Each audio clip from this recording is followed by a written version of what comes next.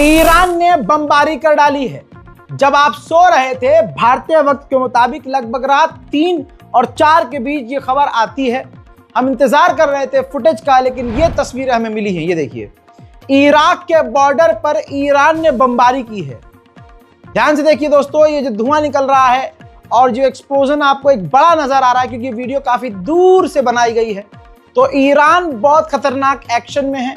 हजरात, अभी तक ये जानकारी मिली है कि इराक की तरफ से जो आतंकवादी संगठन ईरान के लिए खतरा थे, ऐसे संगठन जो ईरान के खिलाफ एक्टिव थे और बॉर्डर पर ईरान के लिए खतरा बन रहे थे, ईरान ने, यह इतिहास में पहली बार हुआ है, ईरान हमला तो करता है लेकिन मिसाइल और रॉकेट दागता है, लेकिन फाइटर जेट नहीं उड़ाता। जी हाँ, बिल्कुल सही सुना आपने, ईरान ने फाइटर जेट, जी हाँ, फाइटर जेट से हमला किया है इराक के बॉर्डर के अंदर। जी हाँ, कहा है कि आतंकवादी वहां एक्टिविटी थी, हमें पुख्ता जानकारी थी, जिसके चलते हुए ईरान ने हमला कर दिया है।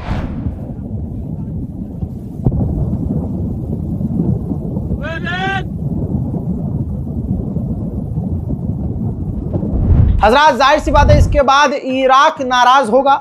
जब तक मैं ये अपडेट दे रहा हूं तब तक ऑफिशियल कोई स्टेटमेंट इराक की तरफ से नहीं आया है, लेकिन आपको बताना चाहूंगा कि इराक के अंदर ऑयल फील्ड पर भी ड्रोन हमला हुआ है। और जाहिर सी बात है ये हमला ईरान नहीं, इराक के अंदर बहुत सारी ऐसी चीजें हो रही हैं जो खतरा महसूस करवा रही हैं। ऑयल फील्ड पर जो हमला हुआ है उसकी तस्वीर दिखाना चाहूंगा।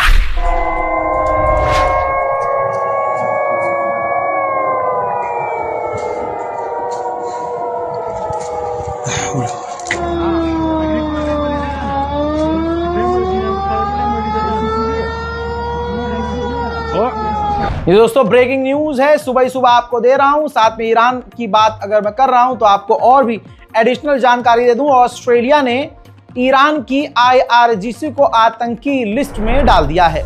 खबर घूम रही थी, आधी अधूरी जानकारी ईरान की तरफ से थी, जिसकी वजह से कई तरह की बातें बनी कि मोहम्मद बिन सलमान जब ट्रंप से मिलने गए हैं तो ट्रंप को मोहम्मद बिन सलमान के जरिए ईरान ने मैसेज भेजा है।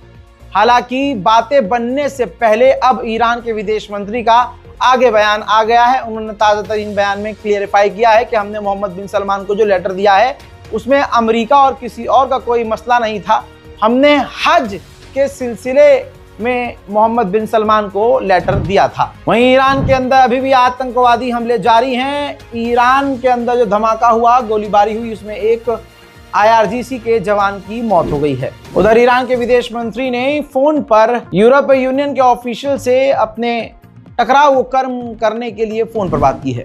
ईरान के supreme leader Ayatollah Syed Ali खामनाई ने बड़ा बयान दिया। उन्होंने कहा कि 12 डेज वॉर में अमेरिका इजराइल बिना शक हमसे हारे हैं।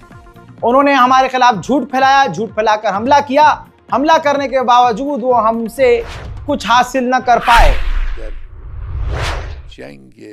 12 روزه ملت ایران هم آمریکا رو شکست داد، هم صهیونیست‌ها رو شکست داد. بدون تردید آمدن، شرارت کردن، کتک خوردن و دست خالی برگشتن. این شکست به معنای واقعی کلمه اینه. بله، شرارت کردن، یعنی اما دست خالی برگشتن، یعنی به هیچ کدام از هدفهای خودشون نرسیدن. بنا به قولی رژیم صهیونی 20 سال برای این جنگ برنامه‌ریزی و آمادگی। सुप्रीम लीडर ने आगे ये भी कहा है कि ऐसा नहीं है कि हमारा नुकसान नहीं हुआ। 12 डेज वॉर में हमारा भी नुकसान हुआ, लेकिन हमला करने वाले का मटेरियल नुकसान ज्यादा हुआ, उनका नुकसान बहुत ज्यादा हुआ। आज पूरी दुनिया में इजराइल एक ऐसी चीज बन चुकी है जिससे पूरी दुनिया सबसे ज्यादा नफरत करती है। हजरात, मजेदार बात तो यहां बोल दी सुप्रीम लीडर ने। उन्होंने कह दिया कि यह झूठ फैलाया जा रहा है कि हमने अमेरिका को कोई संदेश भेजा है, हम बातचीत करना चाहते हैं, ऐसा है वैसा है, लेकिन ये सब झूठ है। सुप्रीम लीडर ने ही आकर क्लियर कर दिया कि हमें अमेरिका से बातचीत ही नहीं करनी, अमेरिका बातचीत के लायक ही नहीं है। इसके बाद डोनाल्ड ट्रंप का बयान आया है, जिस एक बयान में वो कह रहे हैं कि ईरान पर हमला करने के बाद जो पायलट था उसने खूब एंजॉय किया। बाकी हमने B2 बॉम्बर, परमाणु बॉम्बर और भी भारी मात्रा में ऑर्डर किए हैं। I'll tell you that they said for 22 years, sir, our predecessors and us wanted to make this attack.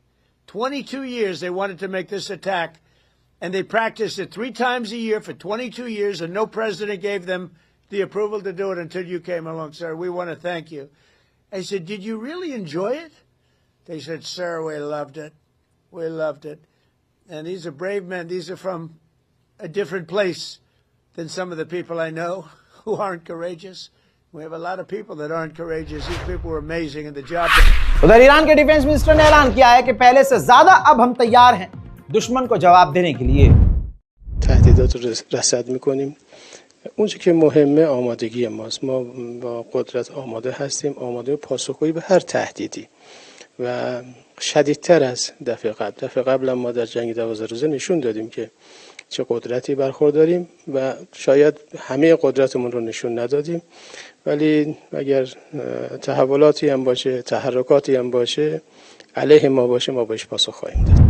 12 days war की एक वीडियो जारी की है सीसीटीवी फुटेज ईरान ने आधिकारिक तौर पर बताया कि हमने अपने बेस के लोगों को बता दिया था कि मिसाइल आ रही है, आप अपना बेस खाली कर दीजिए, लेकिन हमारे हिम्मतदार लोगों ने उस जगह को खाली नहीं किया। ये देखिए इस सीसीटीवी फुटेज के अंदर आप देख रहे हैं कि सीरियस डिस्कशन हो रहा है, सीनियर ऑफिशियल्स कुछ कह रहे हैं, लेकिन इसके बावजूद वो बेस खाली नहीं किया गया। भागने के बजाय मरना गनीमत समझा।